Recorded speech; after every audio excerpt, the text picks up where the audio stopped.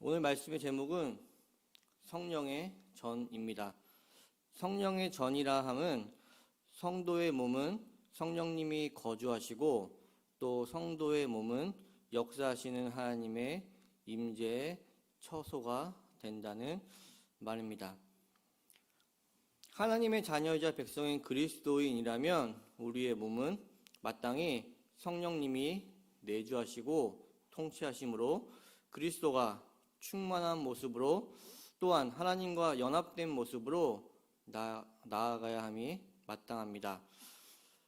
오늘 본문 앞에 고린도전서 3장 16절에서는 바울은 너희는 하나님의 성전이고 하나님의 성전이 너희 안에 계시다라고 말합니다. 여기서 너희는 이라는 복수를 사용하고 있음을 우리는 알 수 있습니다.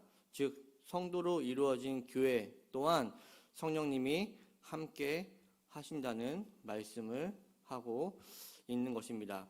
즉 성도의 몸은 성령님이 거주하시는 처소이고 교회 또한 성령님이 함께 하신다라는 말씀입니다.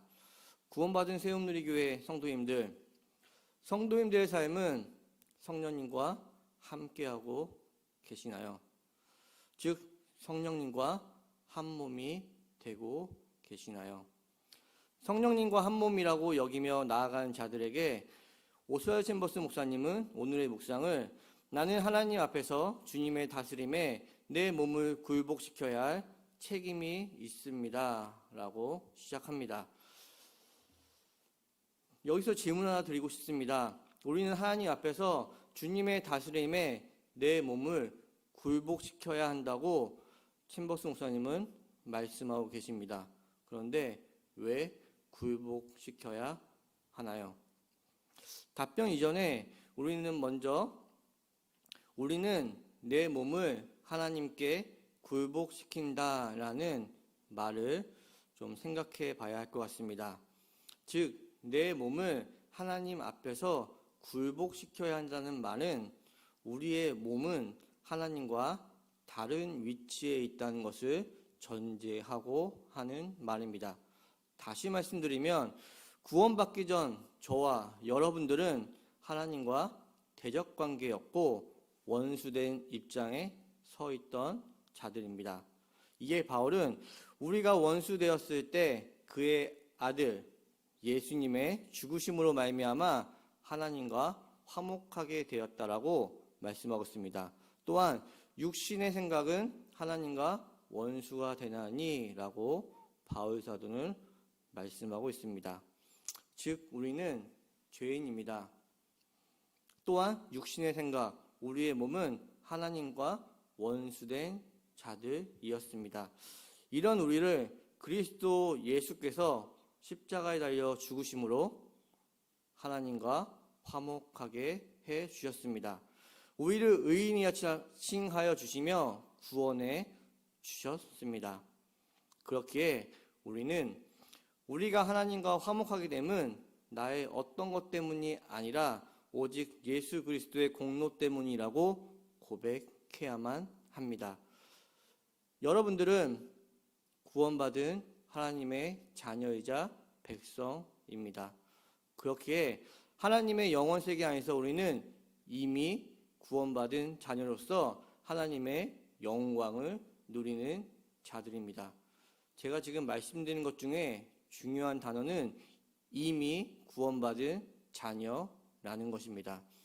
즉 우리의 구원은 어떤 진행 상태에 놓여 있는 것이 아니라 이미 구원받았고 우리는 하나님의 보좌에서 그분의 영광에 영원히 거한다라는 말씀입니다.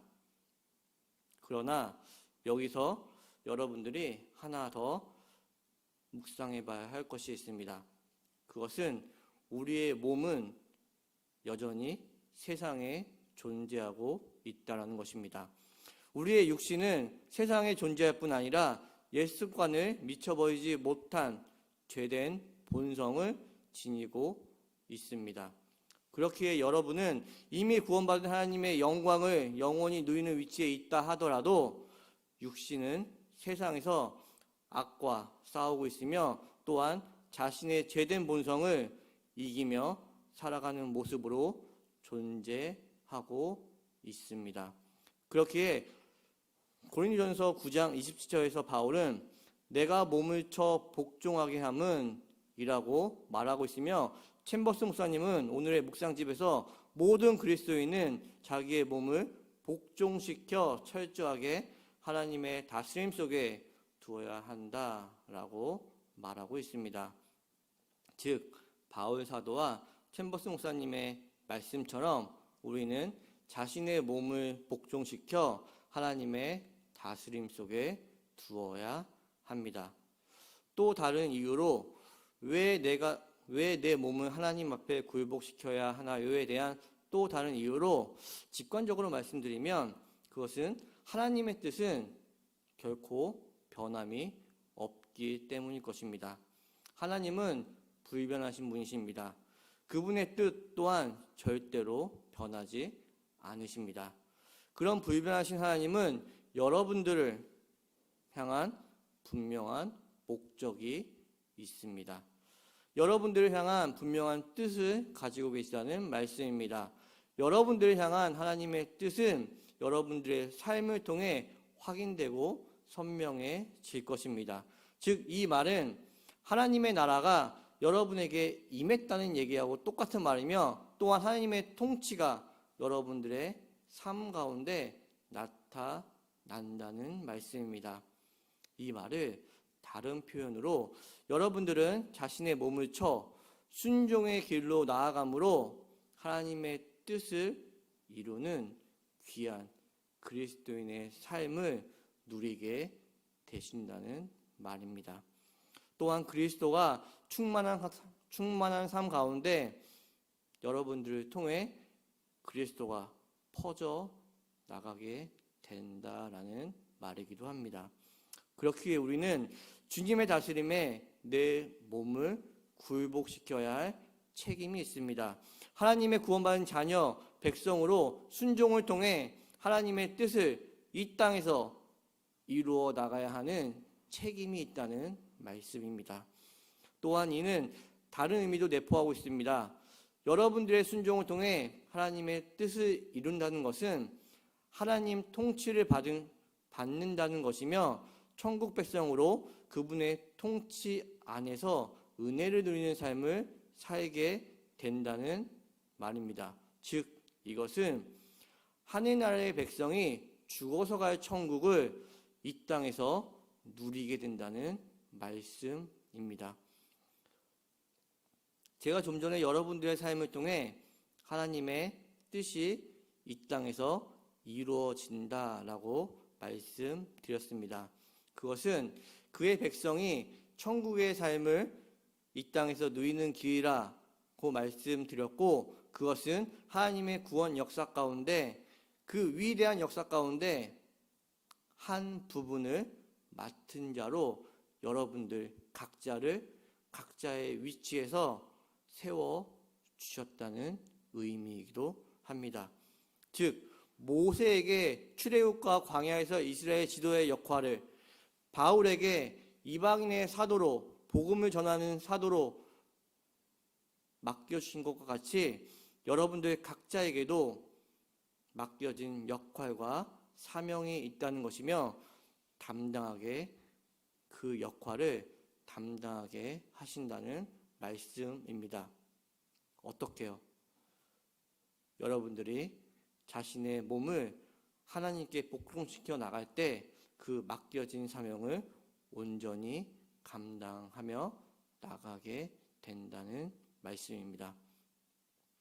이것이 성령의 전이 된 우리가 감당해야 될 책임이며 의무이자, 또한 동시에 우리에게는 은혜요, 축복이요, 구원받은 자, 곧 그리스도인만이 누리는 복된 삶입니다. 또한 이것이 바울의 말과 같이 내게 주신 그의 은혜가 헛되지 아니하게 하는 길입니다. 오늘의 묵상집은 성경 말씀 로마서 12장 1절의 말씀으로 마칩니다. 로마서 12장 1절 말씀입니다. 그러므로 형제들아, 내가 하나님의 모든 자비하심으로 너희를 권하노니 너희 몸을 하나님이 기뻐하시는 거룩한 산 제물로 드리라. 이는 너희가 드릴 영적 예배니라. 아멘. 바울은 우리의 몸을 하나님께 드리는 것이 영적 예배라고 말하고 있습니다. 다시 말씀드리면 우리가 삶에서 하나님 앞에 굴복하며 내 몸을 쳐 복종하는 것은 인간의 영역, 즉 개인의 능력이나 의지로 되는 것이 아니라라는 말씀입니다. 이는 복음을 받아들이는 자, 그리스도만을 온전히 의지하며 따르는 자들에게만 허락된다는 말씀입니다. 왜입니까? 이는 그리스도인들의 책임이자 의무인과 동시에 우리 그리스도인들만이 누리는 특권이며 은혜이며 축복이기 때문입니다. 또한 바울은 이는 영적 예배라고 표현합니다. 예배는 교회 안에서만 정해진 시간에만 드리는 것이 아닙니다. 예배는 여러분들의 일상적인 삶을 통해 이루어지고 일상적인 삶에서 드려져야 하는 것입니다. 삶의 현장에서 또한 삶의 상황 가운데 드리는 예배를 통해 여러분들은 하나님의 사랑을 실현하게 되며 그러한 여러분들의 모습을 통해 예수 그리스도의 충만함이 여러분들을 통해 흘러 넘치게 될 것입니다. 하나님의 사랑을 실천하며 그리스도인의 향기가 넘쳐 흐르는 그런 자들이 그리스도인입니다. 그러한 복된 그리스도인 세움누리교회 성도님들 되시길 주님의 이름으로 축복합니다. 함께 기도하시겠습니다. 하나님 아버지 감사합니다. 이 예배를 허락하시어 말씀을 나누게 하시면 감사합니다. 우리 세움누리교회 성도님들 말씀을 깨달아 알게 하시며 깨달은 말씀을 통해 그들의 삶이 변화되는 놀라운 일들을 경험하는 귀한 그리스도인 되게 하여 주실 것을 믿습니다. 오늘 말씀을 통해 구원받은 성도의 삶을 다시 되돌아보게 하시고 자신의 몸을 하나님 앞에서 복종시키며 나의 몸을 쳐 복종하게 되는 삶을 깨달아 알게 하시며 귀한 삶으로 친히 인도하시고 보호하여 주셔서 주님의 뜻이 온전히 성도님들 각자의 상황과 삶의 현장에서 다 이루어 주실 것을 믿습니다. 이 모든 말씀 우리 주 예수님의 이름 받들어 기도드립니다.